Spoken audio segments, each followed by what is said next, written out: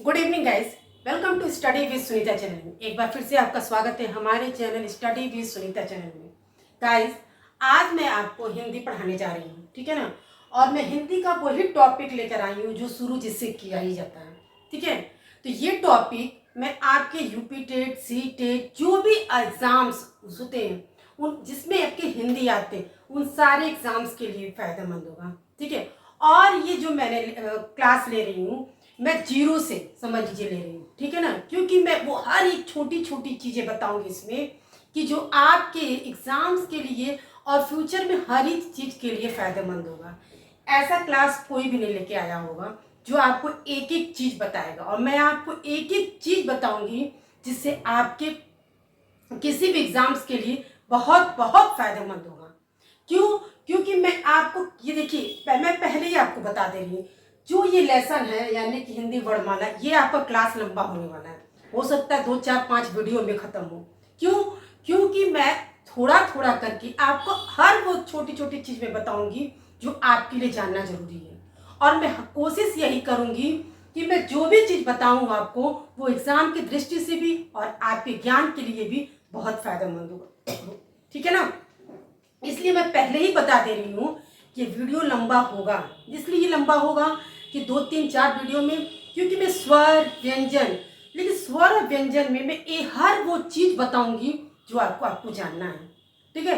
इसलिए आज से आपकी हिंदी की क्लास की जो फर्स्ट टॉपिक है हिंदी वर्णमाला, ये मैं हर एग्जाम्स के लिए पढ़ा रही हूँ। तो आप वीडियो को पूरा देखिए और मेरे चैनल को सब्सक्राइब करिए, लाइक कीजिए, शेयर कीजिए। चलिए, आपका टॉपिक है हिंदी वर्णमाला। आपको वर्णमाला से समझ में आता होगा कि क्या चीज, यानी कि पूरा स्वर व्यंजन को मिला के पूरे को क्या कहते हैं, वर्णमाला, ठीक है ना। तो ये आपके टोटल माना गया कितने, 52। अब इसमें देखिएगा एक एक चीज आपको समझने वाली बात है। कितना है, 52, ठीक है ना। अब देखिए हिंदी में, यानी कि हम पढ़ रहे हैं हिंदी में ध्वनियों यानी कि वर्ण के जो प्रकार बताए गए वो कितने बताए गए, मैं देखिएगा एक हर एक छोटी छोटी चीज मैंने लिखा है मैं, ठीक है ना। अब चाहे तो इसको मैं 20 मिनट की में बता सकती हूँ और 5 मिनट में बता सकती हूँ, लेकिन मैं इसको एक एक चीज आपको बता के समझाना चाहती हूँ, ठीक है ना। तो हिंदी में ध्वनियों के प्रकार यानी कि ध्वनि यानी कि वर्ण के जो प्रकार होते हैं वो कितने होते हैं, 2, ठीक है। अब वो 2 कौन कौन से होंगे, स्वर, ठीक है ना, और व्यंजन। कौन कौन से होते हैं, स्वर और व्यंजन। अब आप देखिएगा मैंने स्वर में एक एक चीज आपको बताया और व्यंजन में भी एक एक चीज बताया है। मैं इस हर एक टॉपिक को एक एक चीज करके आपको पढ़ाऊंगी। देखिए स्वर आपके 11 होते हैं, ठीक है ना। स्वर कितने होते हैं आपके, 11। तो आप इसको गिन भी सकते हैं, पढ़ के भी देखते हैं। अ, आ, ई, उ, ऊ, री, ए, ऐ, ओ, औ, यानी कि ये आपके 11 क्या है, स्वर है, ठीक है ना। अब इसी तरह से व्यंजन में देखिए, क्योंकि आपको क्या बताया गया है कि ध्वनियों के आधार वर्ण के प्रकार कितने बताए गए, 2, यानी कि स्वर और व्यंजन, ठीक है ना। सबसे मूल चीज यही होता है, सबसे आपके हिंदी की वर्णमाला में यही चीज होता है, और इससे बहुत तरह से क्वेश्चन इधर से उधर घुमा फिरा के देता है, ठीक है ना। अब व्यंजन में देखिए बहुत मतभेद है और बहुत कंफ्यूजन भी हो जाता है लोगों को। देखिए कुल व्यंजनों की संख्या कितनी मानी गई है, 39, यानी कि 39। हिंदी में 39, इंग्लिश में 39। मूल व्यंजन, जो आपके मूल व्यंजन है, जो मुख्यतः उसको व्यंजन की दृष्टि में रखा गया, व्यंजन में ही रखा गया, वो कितने हैं, 33, ठीक है ना। स्पर्श व्यंजनों की संख्या कितनी है, 25, ठीक है ना। अंतस्थ व्यंजनों की संख्या कितनी है, 4। उष्म व्यंजनों की संख्या कितनी है, 4, ठीक है ना। संयुक्त व्यंजनों की संख्या कितनी है, 4, और द्विगुण व्यंजनों की संख्या कितनी है, 2। अब आप सोचिए व्यंजनों में देखिए कितनी, 7, मतलब 7 भागों में डिवाइड किया गया, मतलब व्यंजन की कैटेगरी जो है कितने तरह के, मतलब कुल व्यंजनों की संख्या बताई गई 39, मतलब 39। फिर उसमें मूल जो व्यंजन है, ठीक है, वो कितने हैं, 33। उसी में एक स्पर्श व्यंजन भी है, 25, ठीक है ना। अंतस्थ व्यंजनों की संख्या कितनी है? 4। उष्म व्यंजनों की संख्या कितनी है? 4। संयुक्त व्यंजनों की संख्या कितनी है? 4। और द्विगुण व्यंजनों की संख्या कितनी है? 2। मैं आपको सब बताऊंगी कि मूल व्यंजन की कितने, कौन कौन से मूल व्यंजन होंगे, फिर स्पर्श व्यंजन कौन कौन से होंगे, जो 25 है यानी 25 है, वो कौन कौन से होंगे, अंतस्थ व्यंजन कौन कौन से होंगे, उष्म व्यंजन कौन कौन से होंगे, संयुक्त व्यंजन कौन कौन से होंगे और द्विगुण व्यंजन कौन कौन, मैं सब बताऊंगी। जो संख्या लिख के दी गई है आपको, मैं वो सब बताऊंगी, वो कौन कौन से वो व्यंजन हैं, ठीक है ना। लेकिन अभी आपको इतना नाम जानना है, मतलब व्यंजन में भी आपको ये जानना है कि मूल व्यंजन होगा, स्पर्श व्यंजन होता है, अंतस्थ व्यंजन होगा, उष्म व्यंजन होगा, संयुक्त व्यंजन होगा, द्विगुण व्यंजन होगा, ये आपको जानना है। बाकी तो मैं सब आपको कौन कौन से व्यंजनों में कितनी कितनी संख्या जो है, जो कौन कौन से व्यंजन आते हैं वो मैं बताऊंगी, ठीक है ना। अब आता है मात्रा के आधार पे, ठीक है, क्योंकि आप स्वर और व्यंजन पढ़ा, अभी आपने व्यंजन पढ़ा। अब देखिए मात्रा के आधार पर स्वर के कितने भेद होते हैं? 2, ठीक है ना। कौन कौन? देखिए मात्रा के आधार पर स्वर के, इसलिए मैंने एक एक चीज लिखा है। किसी को देखिए क्या कहते हैं, ह्रस्व स्वर और लघु स्वर, मतलब ह्रस्व स्वर को ही लघु स्वर कहते हैं, यानी कि छोटा, ठीक है ना। इसको छोटा, भाई लघु मतलब आपको पता ही छोटा, इसी को ह्रस्व स्वर कहते हैं। ये कितने होते हैं? 4, ठीक है ना। कौन कौन सा? अ, ई, उ, री। अब ये क्यों लघु स्वर में आते हैं, इसको ह्रस्व स्वर क्यों कहते हैं, क्यों इसको लघु स्वर में आते हैं? क्यों?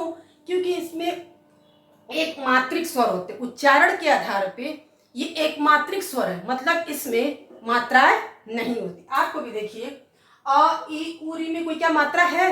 नहीं ना, इसी को उसको एक मात्रिक स्वर के कैटेगरी में इसको रखा गया है, इसीलिए इसको उच्चारण के आधार पे इसको एक मात्रिक स्वर कहते हैं।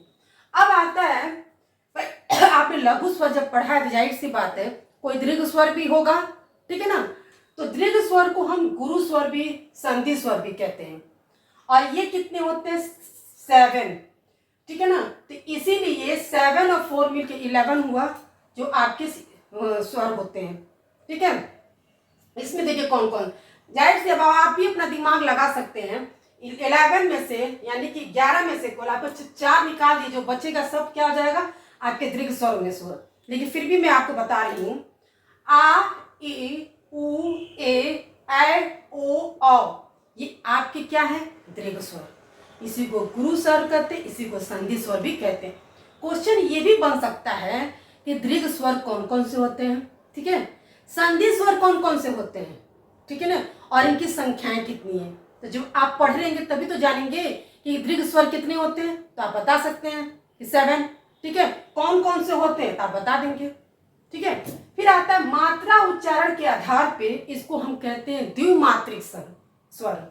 देखिए अब इसको, क्योंकि भाई इसमें एक मात्रिक है, मात्रा है एक, ठीक है, और इसमें क्या है? द्विमात्रा, सब में देख रहे हैं मात्रा लगा हुआ है, ठीक है ना। इसको क्या कहा जाता है? द्विमात्रिक स्वर, ठीक है। ये है आपके, और उसी में स्वर में आता है आपका प्लुत स्वर, जिसको हम संस्कृत भाषा में प्रयोग किया जाता है, न कि हिंदी में। कहा जाता है सबसे, मतलब बताया कि प्लुत स्वर सबसे खींच के, उसको भी पढ़ाएंगे मैं, ठीक है। लेकिन ये संस्कृत भाषा में बोलते हैं, हिंदी में नहीं। लेकिन आपको पढ़ना जरूरी है, बस जानना भी जरूरी है।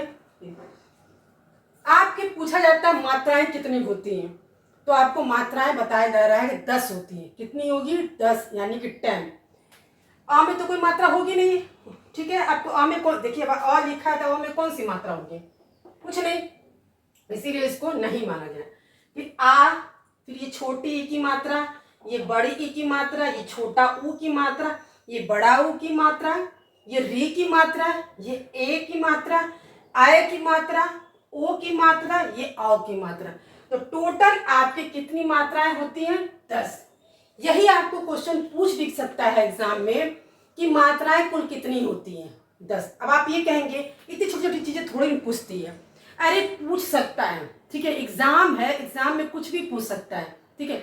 और आपको जानना भी चाहिए, मान लीजिए आपको किसी को पढ़ाना है तो आपको भी तो नॉलेज होना चाहिए, ठीक है। तो ये थे आपके स्वर और व्यंजन, ठीक है ना, जिसमें कि आपको ये जानकारी हुई, ठीक है ना, कि स्वर के आधार पे कितने भेद होते हैं, ठीक है, मतलब मात्रा के आधार पे कितने भेद होते हैं, कौन कौन सा होता है, लघु स्वर, ह्रस्व स्वर, दीर्घ स्वर, इसको क्या क्या कहते हैं, कितने नामों से जानते हैं, इनमें कौन कौन से स्वर आते हैं, इनको क्या कहते हैं उच्चारण के आधार पे आपने जाना।